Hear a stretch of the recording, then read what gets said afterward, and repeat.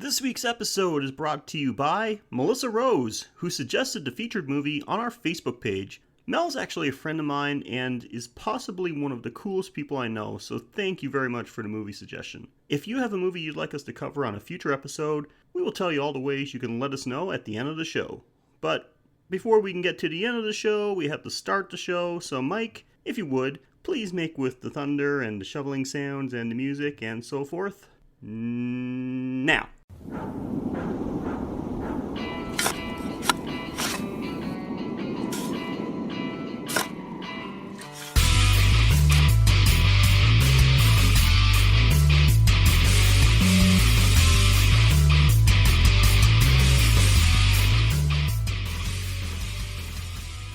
Welcome to episode 56 of the Graveyard Shift Horror Podcast, where each week we watch a movie from the horror category and break it down into the good, the bad, and sometimes the downright confusing. We'll talk about the plot, some production details, and anything else we find interesting or relevant. I'm your host Sheldon, and I never work the Graveyard Shift alone. Please say hello to the reason you should never pick up hitchhikers, my co-host Mike. Hey everybody. Mike, how are you today? A little disturbed after seeing this movie. Is this the first time you watched it? No, I've seen it before, but it was such a long time ago. Yeah. I'd forgotten a whole lot of it. Yeah, that's what happens with a lot of people with this one. Man, I gotta say, I'm stressing the fuck out. I need a nice, relaxing movie to talk about to help calm my nerves. So why don't you tell everyone what this week's episode is all about? Today's episode is The Family That Slays Together, because we watched the Texas Chainsaw Massacre. We did. A lot of people have asked me when we would be doing this one, but it's only been officially requested once. So now here we are, we're on it. So before we go into our breakdown, here is a little info. Released on October 1st, 1974, The Texas Chainsaw Massacre is an American horror film directed by Tobe Hooper, who may or may not have directed Poltergeist as well, as we discussed in an earlier episode. Rotten Tomatoes gives this one a critic score of 88 and an audience score of 81%. Good scores all around, but I gotta say, I'm pretty surprised that the critic score on this one is higher than the audience score. It has a runtime of 84 minutes, had a budget of $300,000, and had a box office return of $31 million. That's pretty damn impressive. And especially when you consider the limited theatrical run it had originally. It was initially rated X by the MPAA, but was given an R rating after Hooper cut several minutes of gory scenes down. Yeah, I know, right? Even then, some theaters refused to screen it due to its depiction of, and I'm putting this in quotes, extreme violence and gore. I just find that funny because these days, this movie is not considered gory at all. Yeah, this movie's pretty darn light. Yeah. Even some theaters in Canada had problems with it. And I mean, I don't know what the scene was like back then. I mean, neither of us were around to experience it. But we're pretty laid-back bunch for the most part. Even in your home city of Ottawa, at least 2 theaters were warned by local police not to play this movie or they might face morality charges. Oh my gosh, we had morality problems in the 70s? That is insane. I can't believe it. Man, you think Ottawa had bigger things to worry about in the mid-70s, like that terrorist organization, the PLO, killing fucking members of parliament and leaving them in trunks. Yeah, really. Anyway, who knows? Maybe that's why they were sensitive about this. They're just like, hey, we just went through shit like that, okay? Let's not give them anybody any ideas, right? But anyway, by today's standards, it's pretty tame. I guess in 1974, some people were a little more uptight. Oh, I'm sorry. Hold up. I fucked up. It wasn't the PLO. It was the FLQ. The PLO was Palestinian. a little far away from Canada. A little bit. Oh, well. LOL. WTF. ASAP. Anyway, as for the plot, 2 siblings and 3 of their friends are on their way to visit their grandfather's grave in Texas and end up falling victim to a family of cannibalistic psychopaths. Okay, so Mike, I know you said you were a little disturbed, but let's not go complete into details, but your overall thoughts on this one before we start. This certainly was a disturbing movie, and I can certainly see from the mid 70s, before, like, when horror was shifting, this was definitely a pivoting point before the usual monsters that we had as horror movies and the occasional slasher film like I guess Return of the Hunter or Psycho or Diabolique. Then this was like the big pivot to like a definitive slasher. Yeah.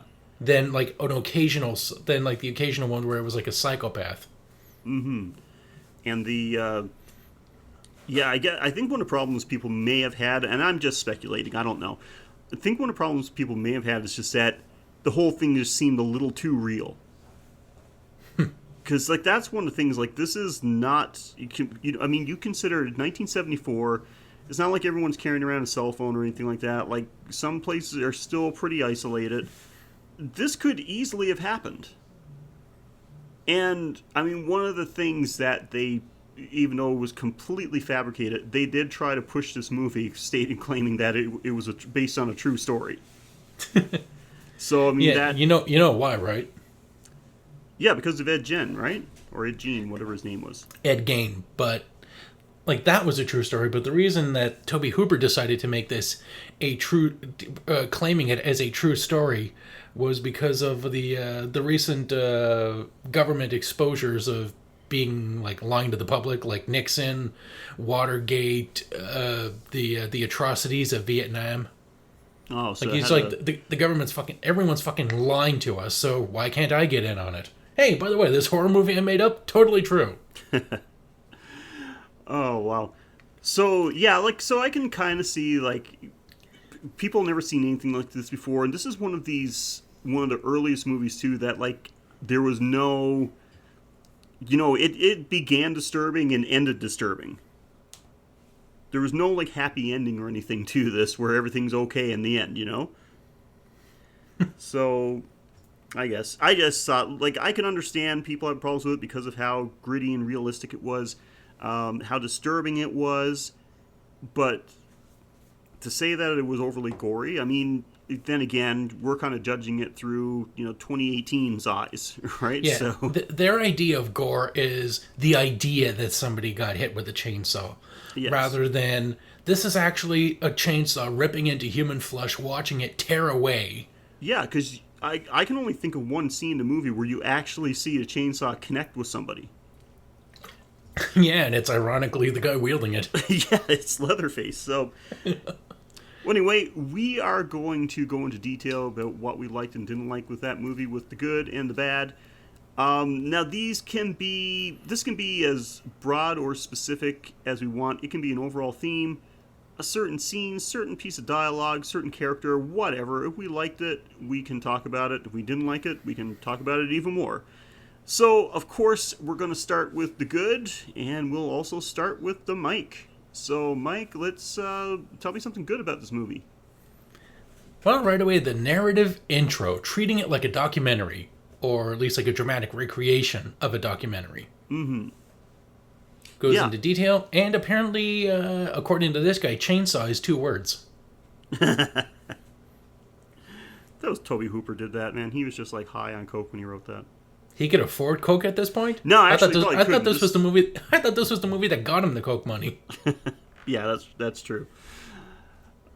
Yeah, I like that. Like it started off like right at the beginning, and just the entire look of the movie too. So I might as well go on to what's first on my list. Actually, second on my good list, so because it kind of ties in with what you said. So, because you mentioned like it starts off with a narrative, kind of like a documentary, and the whole movie is like it doesn't look polished. It is gritty looking. It does have like that documentary type of look to it. It looks like something, when you were in school and you saw some like PSA movie in gym class that was like a relic of the 70s. It was filmed almost the exact same way. Yeah, like Alice's Adventures Through the Windshield Glass. Things like that. Or, hey, why is there hair down there?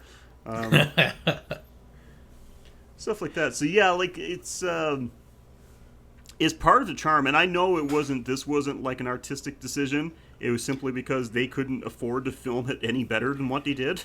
This gives me an idea. We need to find good old-fashioned American and Canadian 70s PSAs. Because I think they would downright fit the horror genre. Like, I remember one scene, this kid was playing basketball, and he's like got a sucker in his mouth. And he catches the basketball, but it shows like in slow motion the basketball is like pushing the sucker into like the basketball is hitting the handle of the sucker. And he's not catching it in time. So then it starts flashing lights on the screen like an epileptic fit, letting you know, like, danger! This is a choking hazard. Don't do this. Huh, that's awesome. Actually, I saw something like that, not choking on a lollipop, but when I was about 15, something happened to a friend of mine that could have been a PSA. Because it was my friend Krista. And I don't know what we were doing. Like, there was a group of us, and we're just like, guys and girls together, just kind of playing around. And she's got a can of Pepsi with a straw sticking out of it. And somebody starts chasing her. And she trips and falls. And we just, like, laugh because she fell. But she gets up, and blood is just gushing out of her nose. Oh, like, my God. Gushing. And she's screaming, and we're like, holy shit, like, did you fell on your face? Like, what the hell? She'd probably broken her nose. But then she managed to gurgle out, like, a couple of words, the straw, the straw. Oh, my God, she actually fell directly, like, face down, like a total face plant on her Pepsi can, crushed the Pepsi can, and the straw went straight up her nose. The entire straw. Oh, my God, this was like the Joker scene from The Dark Knight. Oh, the make a pencil disappear? Yeah, so she actually had to go, like, we had to, like, walk her to the hospital. Luckily, we weren't that nearby, to the emergency room, and she actually, like, the doctor actually, using, like, tweezers and things, had to grab the straw and, like, pull it slowly out of her nose. Oh, wow. Think about it, those free straws when you go to a convenience store, those straws are on the counter, just the really thin white ones? Yeah. Entire one, like, nothing showing, completely up the nose. Oh, if that was something that didn't have like some flex to it, if something solid, she would have been dead because it would have went straight through her brain. So there you go, kids. Don't run with cans of pop with straws. Oh yeah, and from that day forward to this day, 20-something years later, her nickname is Chris Straw.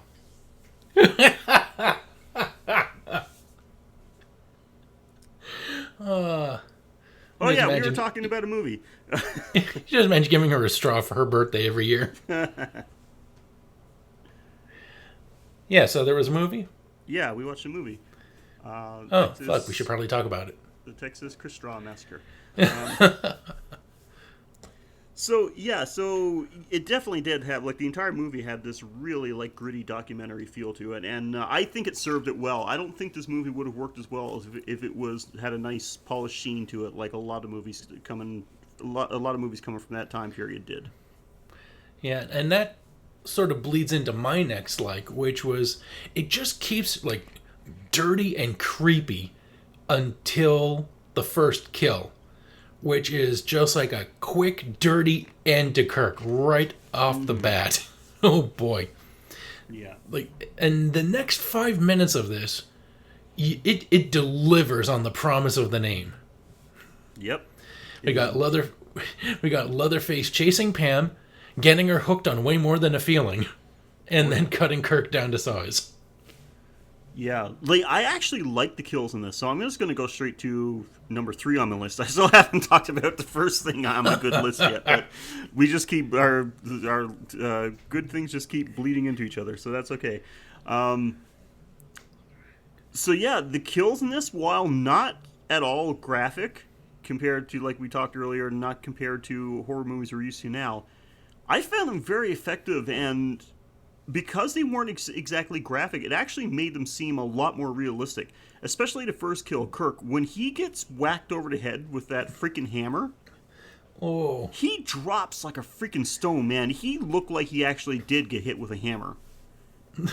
Like, it's just, Leatherface just all of a sudden is there, out of nowhere, whack, he just goes completely out, hits the floor, and starts to twitch. It is amazing. And then Pam getting skewered, even though it wasn't not technically a kill, but I mean... Yeah, he plants her on a hook, which does not pierce her chest. Nope. Which you're just assuming that hook is now in her lungs. Yeah, or it's like she's hoisted up by her rib cage. Like, that's gotta be brutal. And yeah, just all the kills. Franklin's death, just like trying to get away, wheeling him. His sister's wheeling him through the woods in a wheelchair, and then Leatherface just all of a sudden plays hide the chainsaw. And that bleeds into another one of my Franklin's death. This is some cripple on cripple violence. Jesus And the best part about this is that I don't have to hear Franklin's whining anymore. Yeah. We'll get more on him later, I'm sure.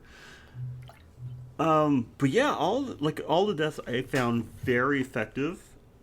Not, like I said, not at all gory for the most part, but nonetheless very disturbing. Like, because of the, going back again, because of the grittiness of the cinematography and just how quick these kills happen, really came off as realistic. So, like I said, I don't know if this was the just an artistic choice or just because they were limited by their budget. It came off really well. The answer is both. The special effects were simple and limited by the budget. And here's the fact. Some of the on-screen blood was real. Like when Leatherface feeds Grandpa. Yeah. The crew oh, sorry. Go ahead. Yeah. They actually cut Pam's finger with a razor because they couldn't get stage blood to come out of the tube. Oh, God. Oh, yeah, and in the scene where Leatherface decapitates Kirk with the chainsaw, they told the guy to stay still lest he actually get killed. and Leatherface actually brought the running chainsaw within 3 inches of his face. And when Grandpa is being told to clock Sally, they actually, they're using a real hammer. Oh, my God. They couldn't make a fake hammer? No, the actor was aiming for the floor rather than the victim's head, although we did see it connect a few times. It did. I was going to say it lightly connected, which I just thought was, hey, just because this guy is he's super weak. We actually thought he was a corpse for the majority of his scenes. So. Oh, and Hooper noted that at the wrap party, all cast members had some level of injuries. Oh, there's no doubt. He said every single person hated me by the end of production, and it took some of them years to cool off. I have no doubt at all. It's like I had to rewatch the hitchhiker when he started cutting his own hand. I had to watch the scene a few times because I was like, man, that looked real. From especially I watched this on my very small phone screen, so. It's not like, I was at my big TV 6 inches away from the screen or anything. I was trying to look as close as I could, and I'm like, that looks super realistic. Did he actually just cut into his hand just for this movie? Because I was going to say, I hope these actors all got paid really well, but no, they didn't, because it had a budget of $300,000, so... I'm pretty sure that guy, they would have mentioned if he had to actually cut himself. So yeah. I'm pretty sure they could put a tube behind that razor. Well, yeah, that's true. They had no problem talking about all the other stuff that the actors did for real. So yeah, so that guy got away with it. Wow. Okay. So yeah, good stuff. So yeah, we like the kills. I found them very realistic. And I'm a gore hound. I got no problem watching some over the top gore. But it's on both ends of the spectrum when it comes to horror movie kills. But I like them equally as well. It's either give me something that's really extremely over the top gore filled, or just give me something that's very realistic looking. Or even better, like some implied gore can be good too, and this had all of it. Yeah. Like I said, like it's a movie about a guy that killed, like a family that kills people with chainsaws, and we don't actually see the chainsaw connect with any of the victims. So, yeah, like it's way to go for them, just to create it with atmosphere. Okay, so I got to mention this because I got to go back to the top of my list because you talked about the beginning of the movie, how right away it grabs you with John Larroquette coming in with his little narrative, saying the events that you're about to see are real. I got to say, the very first scene that we get after the narration, close-up of a freaking exhumed corpse wired to a freaking pole in the middle of a cemetery. Yeah, that's pretty... While there's a radio in the background, a radio announcer talking about the recent, in this cemetery in Texas, about the recent grave violations that have been happening. Like, body parts are missing, weird stuff has been done with the corpses, they've been wired in weird ways, it's, police are investigating it, and we start up right off with a shot of this freaking badly decomposed corpse. Just it's like it's a monument to those flagpole sitters from the 20s. Yeah, pretty much. It didn't have like another like smaller corpse coming out of it. That's what it looked like. Yeah, it's like some guy holding another dude's head. And by the way, I have a pillar up my asshole. Yeah. And the actual the corpse looked good too. Like I'm like, well, there's a big chunk of the budget right there. Yeah, it was a little confusing in that beginning when you're hearing like that sound of the flashbulb going off and like the winding coming up, and it's all dark. And I'm like, so who's taking the pictures then? But I guess we find out who's taking it later on, and it must be taken on later at night because everything is all black except for the flash. Yeah.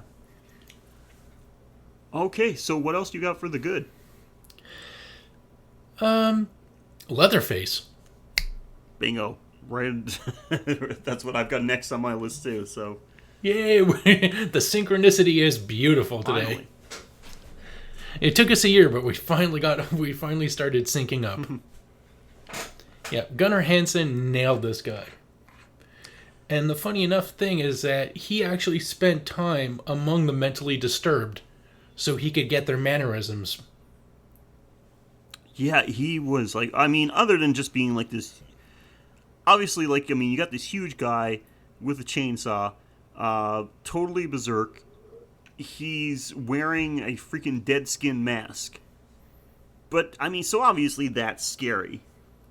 But it's not just the way he looks and what he does. But it's his twitches, I guess, the way he moves, the sounds that he makes, like he's grunting and snorting and things like that, and just making the weirdest sounds, squealing. Yeah, his everyday mannerisms. Mm-hmm. Like, it's not somebody just like, oh, I'm just killing because I'm a serial killer or whatever like that they've got just this thing that draws them in. Like, this guy is just berserk. Yeah, his brain is constantly short-circuiting. Yes. Like, that, his brain is just like a nest of bees. He's all over the place, and like he responds like when his because it's his father, right? The gas station attendant. Was it his? Yeah, I guess it was his dad because he kept saying to the other guy like your brother, not our brother. So yeah, and when he threatens him, he responds like like a scared animal more than a person.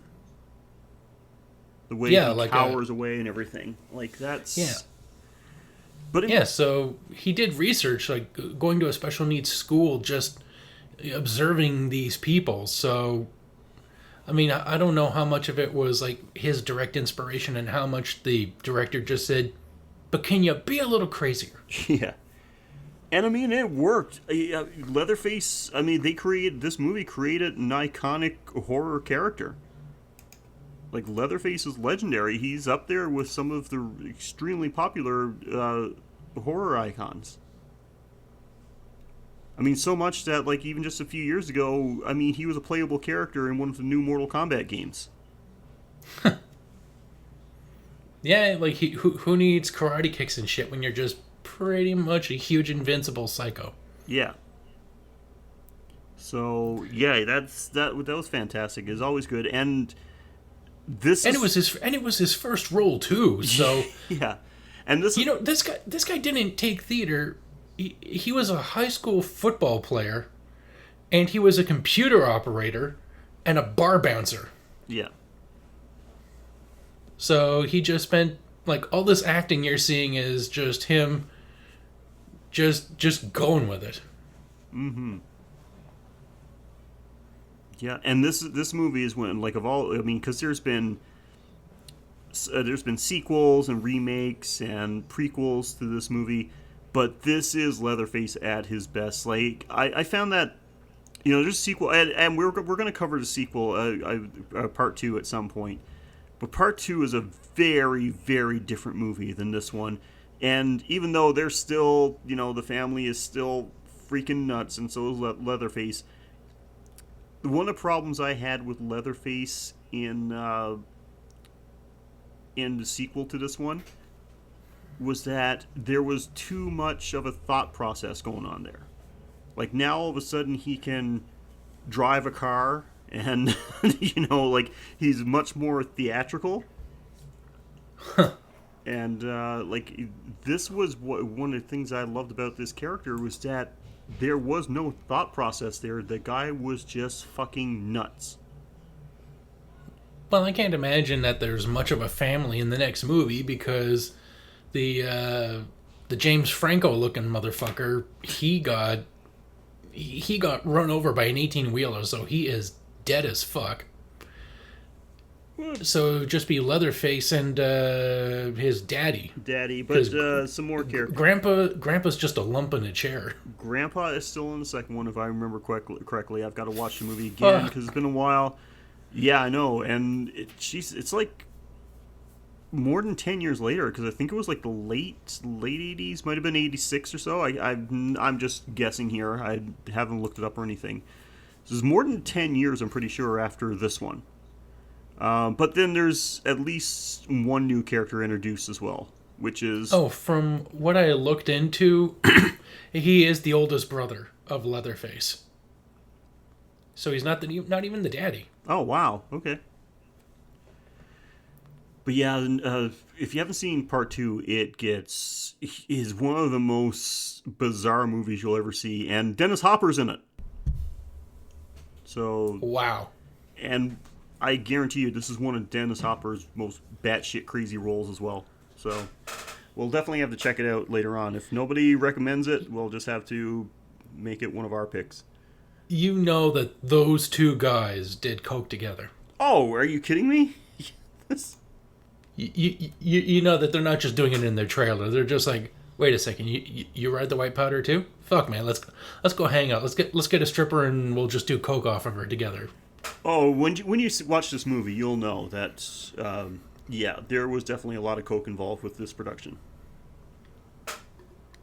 Okay, so do you have anything else for the good? When the proprietor is beating Sally senseless with a broom, that made me nearly piss myself with laughter. Oh. Of all the things he could have gone after her with, he's slapping her senseless with a broom. Yeah. And when I nearly cheered when he put the mouth gag on her.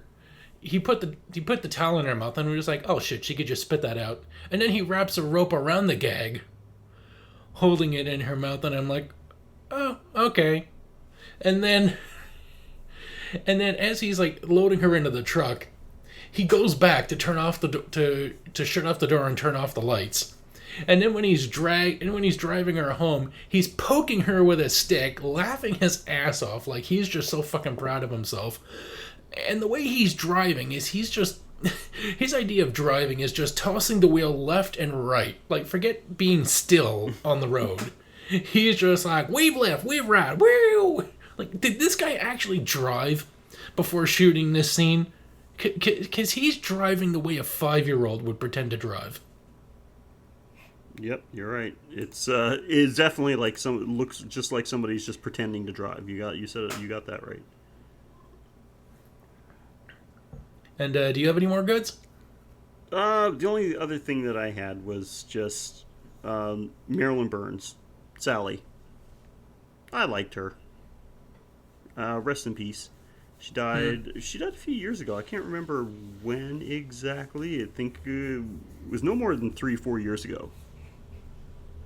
I don't think she was that old. I think she was probably maybe only in her 60s. Yeah, 65. Oh, okay, you looked it up. All right, so I just liked her, man, because that is the way that most people in that experience that situation would react. She just freaking all out loses it. Because I think I would be honestly, if this happened to me, I think I would be just a hysterical mess as well. I don't think I would have handled it well. Yeah, I probably would have handled it a bit. Like, I would have had I would have had quiet freakouts. You would have just lay on the floor and pissed your pants. That's all you would have done. But I would have done it quietly. Oh, please. You haven't done anything quietly ever. But anyway, that's my good list, and you've got nothing Speaking else? of bickering, my last good is the family bickering. Oh, yeah. At the dinner table? Oh, yeah. This dinner scene, when it wasn't horrifying or perplexing, it was gut-bustingly hilarious. It was, yeah. Watching older brother chase his little brothers around, beating them with the rest of the broom. Like, he's not done. Like, he's keeping this broom handle. He has found he has found his gimmick. He has found his shtick. I am now the guy with the broom handle. Yep, that was it. And yeah, I'm ready to talk about the bads if you are. Yeah, let's talk about the bad. So, I'll kick it off. Franklin. Fuck yes. Holy shit. I'm sorry, that character was just annoying as hell. I actually clapped a little bit when he got taken out by Leatherface. Yes, he is so fucking annoying with those raspberries he's always blowing. Yeah. His shit, like, you'd think like if anyone's annoyed like that would be like they would be like, oh, fuck this. But no, he's just like throwing himself up and down in his chair like he's acting like Donald Duck with Tourette's. Mm-hmm. He was making almost as disturbing sounds as Leatherface was. Yeah, his attitude, his whiny twang. When they're at the van and he has like a whiny freak out on the horn, and then he's asking to go with Sally across a grassy, hilly field in his wheelchair, saying "let's go," and at the same time also asking Sally to wait because he's fucking useless in this situation and should just stay by the van. Like, when he's in a scene, I'm fucking hating it, and when he's suffering, I'm happy. when he gets pushed down the hill when he's taking a piss. But did you? I didn't know him enough to hate him at this time, so I felt a little bit of sympathy. But in retrospect, now I'm fucking giggling over that. I'm sorry, I laughed my ass off of that scene because when he takes off down the hill, he actually goes. Wee! I thought he was more special than Leatherface at the beginning, but as he's talking, I'm just like, wait a second, he's having a conversation, he's verbal, like he's not completely addled. Yeah, if he's got mental issues, it seems like they're sporadic. Which, I mean, I guess could be possible. Like, I have no idea. Yeah, there's a spectrum with mental deficiencies. But just did they? I don't know why they made that decision just to make that character so annoying. Or he's just an asshole. Yeah. But yeah, he's just fucking terrible. The worst part about this movie is that Franklin was the last to die, not the first. Yeah, he was, wasn't he? Well, last of the victims of the family, anyway. Yeah. So. I can't believe that. Why didn't I put that in my good list when the hitchhiker gets nailed by the truck? Like, yeah, that was one of the most satisfying parts of the movie. It just comes out of nowhere. Oh. But yeah, that was like, you think when a big truck is coming along that somebody would hear it, but he's just like, nope, I got stabbering to do. Yeah, because I think I meant to put it in both lists actually. So I'll get to that. But I'll just say this, that I know we're gone off from the good, but it was a good kill. Like, he just gets, going and doing his psychopathing, and just gets creamed by this freaking truck. when he's chasing Sally, he's like meandering. He's not focusing on like catching her and bringing her back. No, he's playing. He's dancing around while he's running. It's like, I'm just imagining like Tiptoe Through the Tulips being played while he's like trying to like slice her in the back with a straight razor. He's like a cat. He's like enjoying. He is not just like about killing the prey. It's like playing with it. You got to have fun with it. And then, not paying attention, runs down the road, and just as the truck's coming along, and doesn't just like get hit and bounce off or anything like that. He goes straight under the wheels. Yeah, just in case you think like, oh well, he's a light fella. If he bounces off that, maybe he'll be fine. No, he is run over by half of like all 9 wheels. Yeah, like half of the wheels on this truck gets him. He's part of the pavement now. So,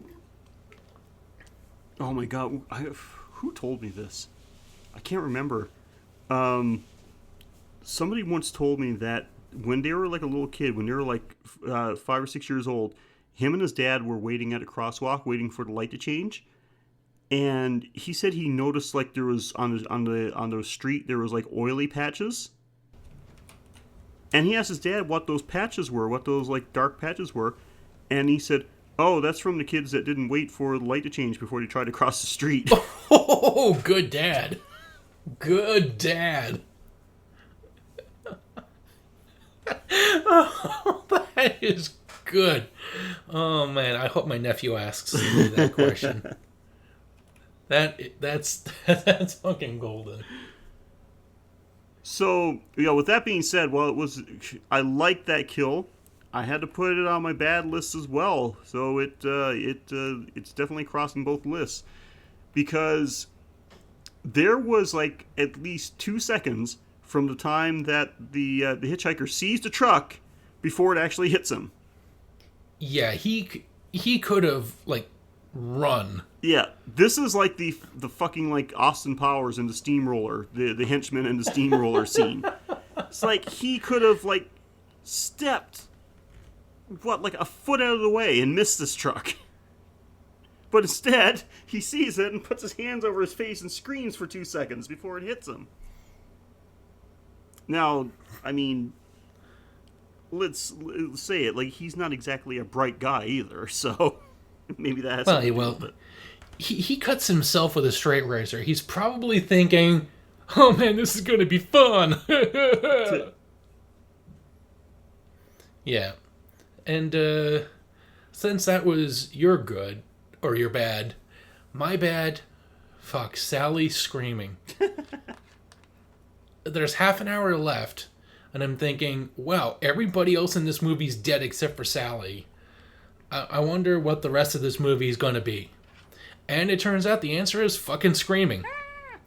And it's all her screaming all the fucking time. I scream, you scream, we all scream, and we never fucking stop screaming. I'll give it to her. That's the type of situation where there's going to be a lot of screaming going on.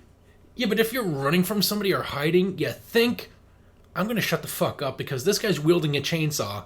He can't hear me unless I'm screaming, oh, I'm doing the one thing that allows him to hone in on my location.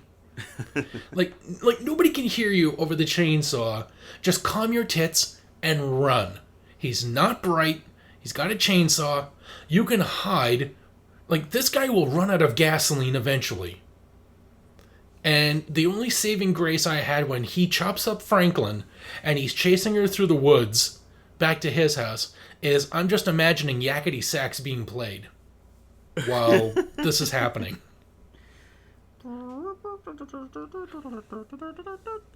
And he's like, he decides to stop and do some gardening with the chainsaw. And then when she's at the dinner, more fucking screaming. And then there's these grinding sound effects. In addition to her screaming, like, this is just a cacophony of like broken glass and tools in a kitchen sink shredder, a trash compactor, whatever. This is just too much fucking noise. Like, let me appreciate some of the horror in this with a little subtlety. Or, like, have the rednecks do something. Like, just quit the screaming. Like, nobody can scream this long without their vocal cords being shredded. And then when she finally makes her escape, you think she'd be like, just like, lie down and pass out in the truck, but no, more fucking screaming. Well, there you have it, folks. Mike doesn't like screamers. So... Nope, if you're a fan of the show and you decide, like, we're going to be doing some stuff, then, you know, try to be a little more, like, maybe scream for, like, one part, like the part you like, but, you know, spare me for the rest. Yeah, I don't need to know any of that. Okay, so what else you got on your bad list? It just seemed weird. Like, Leatherface gets clocked with a wrench, and he just walks off, having his legs tapped with the chainsaw. Like, this thing should have, like, just slid, like, through his leg, but he has enough to, like, pick it up, throw it aside, and then get up and keep chasing them. Like, no, you're fucking crippled. This does not make sense. Yeah, it wasn't a deep cut, relatively. Yeah, but you'd think you'd still be bleeding, even if your leg isn't completely shredded. But I mean, he's you know, he's got his insane strength going on too. So might not have as you know, you're thinking about us, like, we're pretty delicate and we've got, like, full range of pain. When we feel like something happens to us, we're definitely going to feel it. Who knows what's going on in his brain? I know he reacted to it. But I don't know, man. He seems like the type of guy that pain is not going to be a big factor for him. And I'm all out of bads right now. Yeah, that's all I had too, actually. So, pretty short list for us, actually. So we must have enjoyed this one. I mean, I can nitpick. Sometimes the acting. Overall, I thought the acting was pretty good. Franklin was probably the worst. Yeah, he's a good actor if his job was to be the most annoying motherfucker I've seen. Like, when I'm dealing with Franklin, I'm almost missing Evil Ed. Oh, Jesus Christ. Yeah, like, the acting for me is, like, for the most part it was good, and especially since, like, these people were very unknown. Like, this, I think most of the cast, this was their first movie role. I know they were all hired locally too. Like, that was one of their cost-saving techniques, was that they hired actors that were largely from the area. And most of it was done very well. But every once in a while, even some of the better actors would drop a line that just were very cringeworthy. Like, the caliber of the acting seemed to change from scene to scene. Yeah, well, Franklin actually had a bit of acting experience. He was in a Sidney Lumet movie, Love and Molly, from 1974 with Beau Bridges, Anthony Perkins. So his first movie was a relatively big movie by an established director with good actors. And then he got, and from that high point, then he went to Texas Chainsaw Massacre. But he actually auditioned for the part of the hitchhiker. Oh, really? But then Hooper, he wasn't impressed with that. But then he gave him Franklin. Cool. All right, so if that's our bad list, then let's get on to the freshest list, I guess we'll say, because we were doing this show for a while before we had this list, but this is the what the fuck list. This is when something happens on screen that just comes out of nowhere, catches you by surprise, just makes no sense, and I didn't really have anything for this one, Mike. I know that you had a couple, but I think one we talked about that seemed pretty like we agreed on. But since this seems to be your favorite list, why don't you go ahead? Well, there was something that I had accidentally written in the bad section, so I just repositioned it here. And it was, why did Pam have a seizure in the freezer? Which, by the way, is the title of my new death metal single, by the way. She's, making noise, so you're thinking, oh, she's alive. But when I guess, no, it's not Kirk. Pete? Whatever his glasses are. He opens up the freezer, and Pam is completely still, so we're just wondering, oh, is she dead? And then she gets up, but she doesn't say anything, she doesn't she doesn't try to get out. It's like she just has a spasm, a seizure that makes you sit up, and then that's it. Let me tell you something.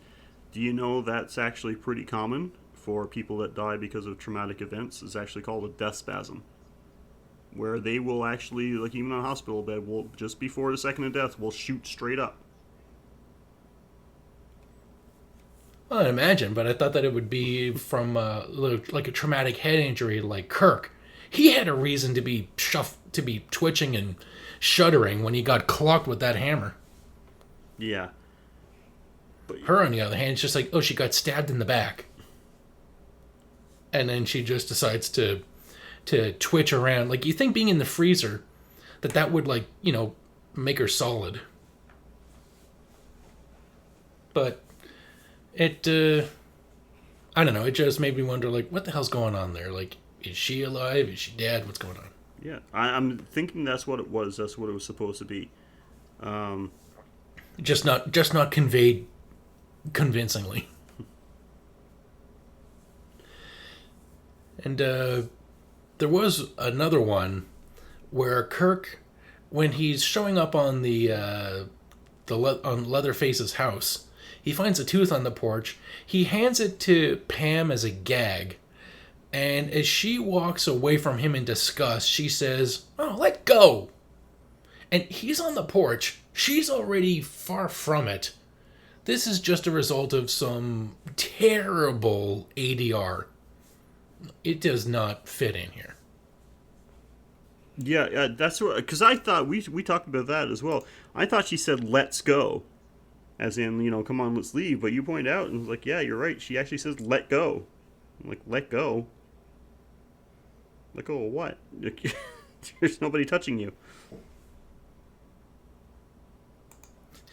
And then finally, I have to ask, why is Leatherface dancing in the middle of the road with the chainsaw? The girl gets away, and if that was all, then I could see, oh, he's frustrated. And he's got blue balls. He's got nobody left to kill. But there's still the truck driver who didn't get picked up. He's still running down the road. This guy could chase him, despite the fact that he got his leg sliced with a chainsaw. Yeah. He's got a lot of energy, considering he should be fucking, at the very least, bleeding profusely, if not being unable to stand. Yeah, I kind of like that. I thought that was pretty cool. Like that, like he just completely. I mean, the guy's already nuts, but he just completely loses it, and it's just spinning around, swinging the chainsaw all over the place. It's like that's one of my favorite scenes ever, because it is just somebody like he's in full on tantrum mode right there. Yeah, yeah. You don't want to piss off Leatherface when he's got his toy. But you are right. Like I guess like he's throwing his tantrum because Sally got away, but then there's this guy that's not moving very quickly, running through the field. So he could have easily went after him. We don't even know what happened to that guy afterwards. Well, funny you should mention that because like there was an extra scene in this movie that showed up on the Laserdisc, but then they just didn't put it out on anything else.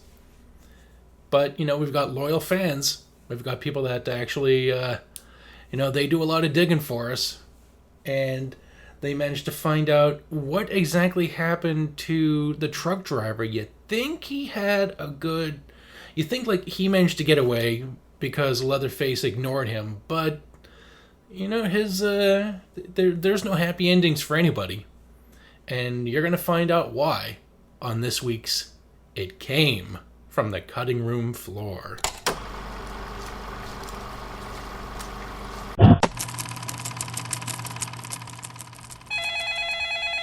Come on, pick up. Mother Truckers, Frank Mother speaking. Frank, it's Pete Sanchez. Listen, I've got bad news. I'm stranded and I had to abandon the truck. What? Did you make the pickup at Ron Rock first?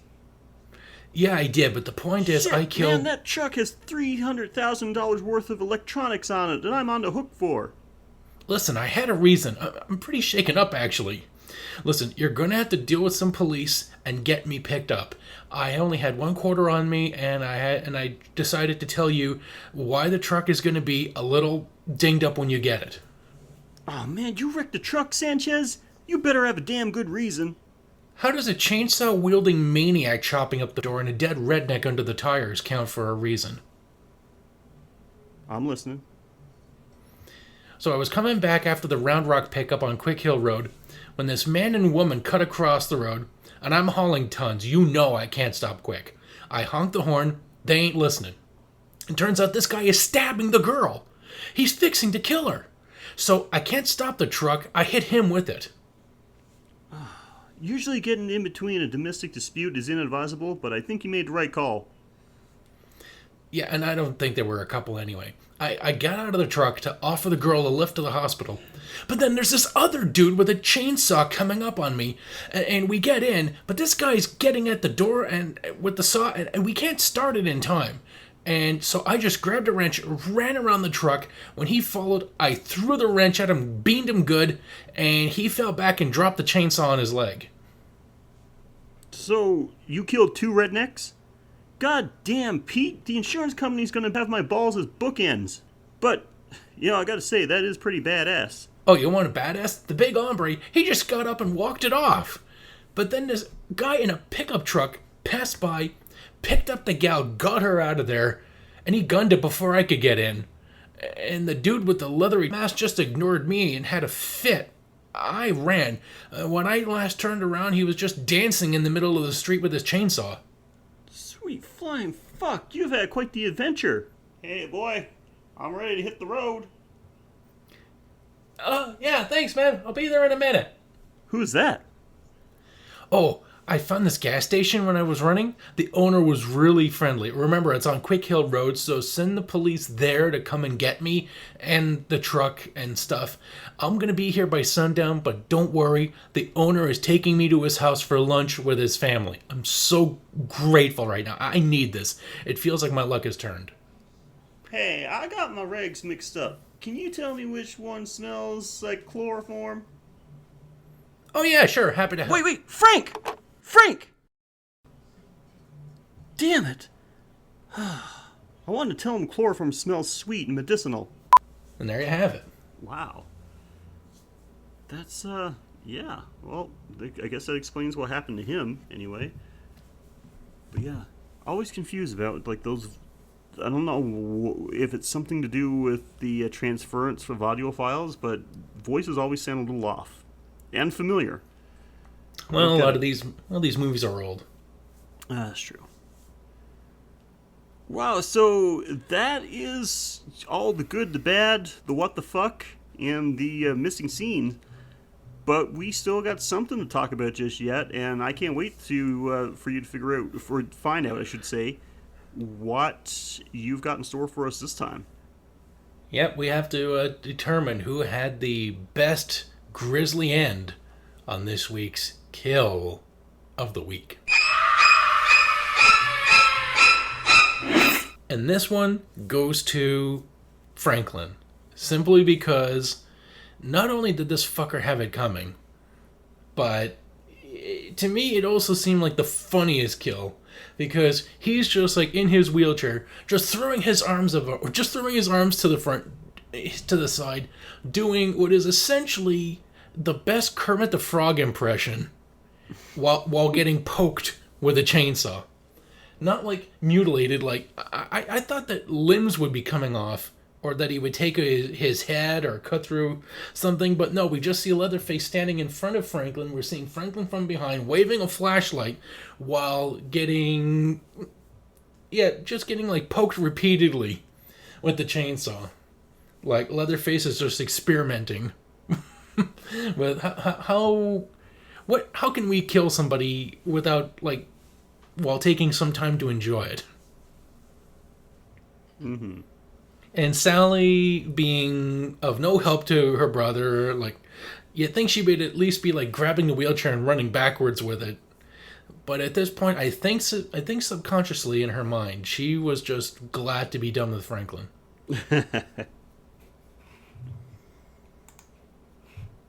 Yeah, that could be the case.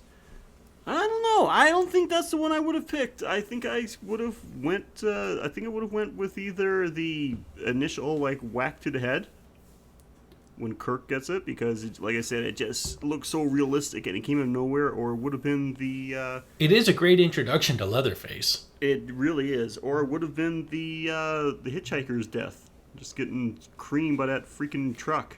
He was annoying, and if Franklin wasn't such a prick, I would have just given it to that. But for every scene Franklin was in, I was just like, I can't wait for this guy to die. So just that need for him to die when it was finally met, that's what pushed it to the front. Okay. Only because he was so damn annoying. But that's not saying that these other kills weren't great. They definitely were, but Franklin just gave me personally the most satisfaction. Yeah, good choice. Okay, guys, that is the Texas Chainsaw Massacre. This is considered a horror classic. What do you guys think of it? You like it? You don't like it? You think it's great? You think it's overrated? What do you think of our opinions of it? Do you agree? Disagree?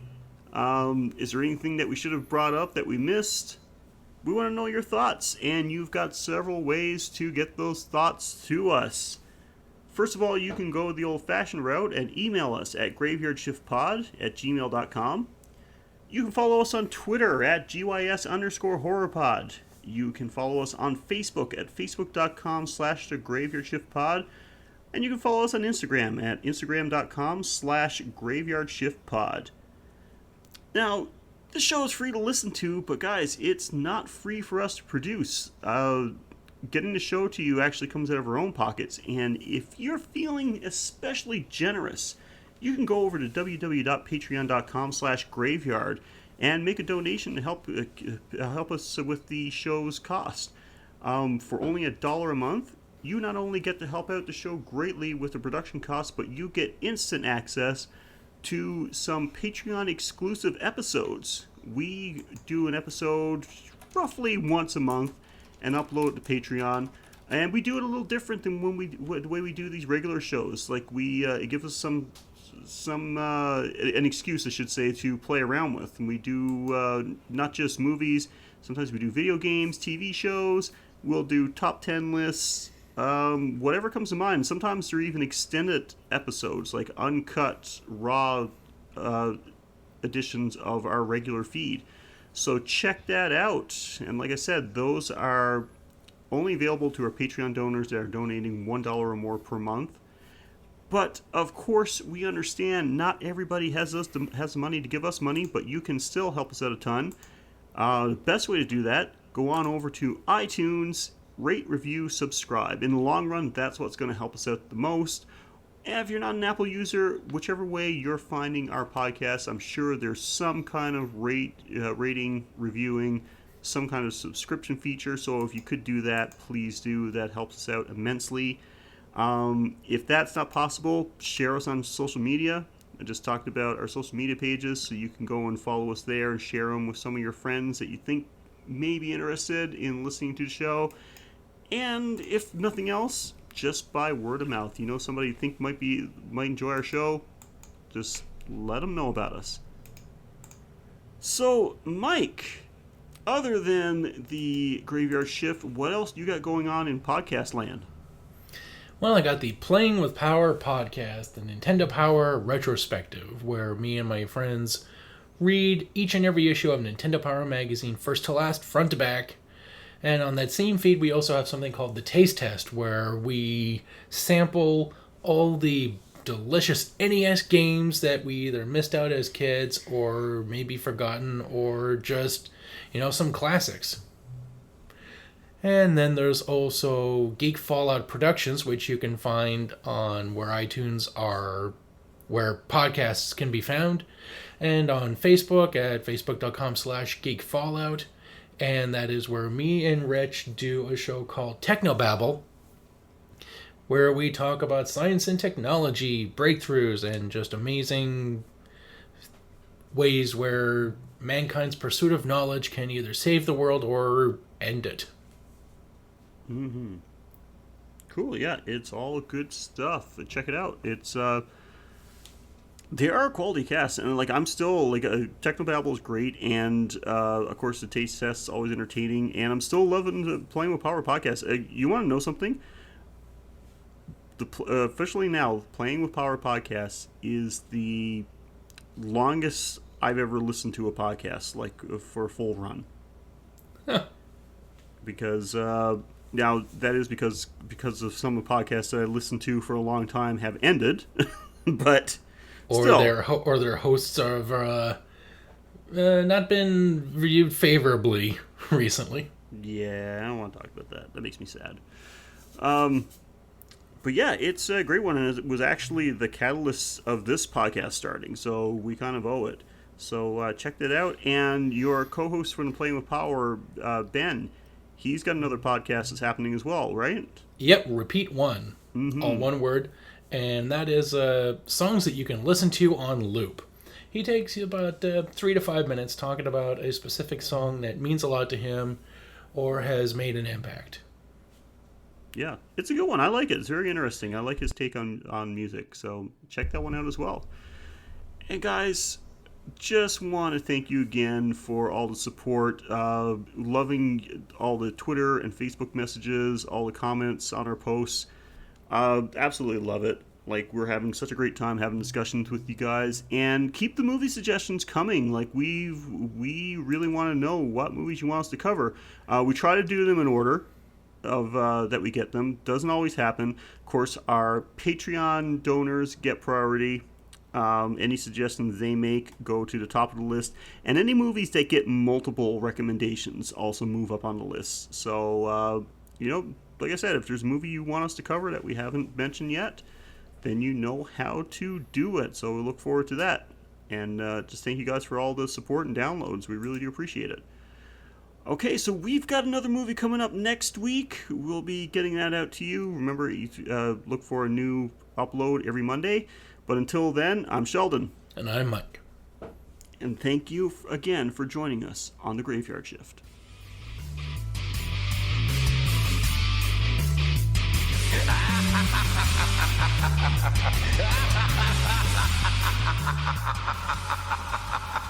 ha!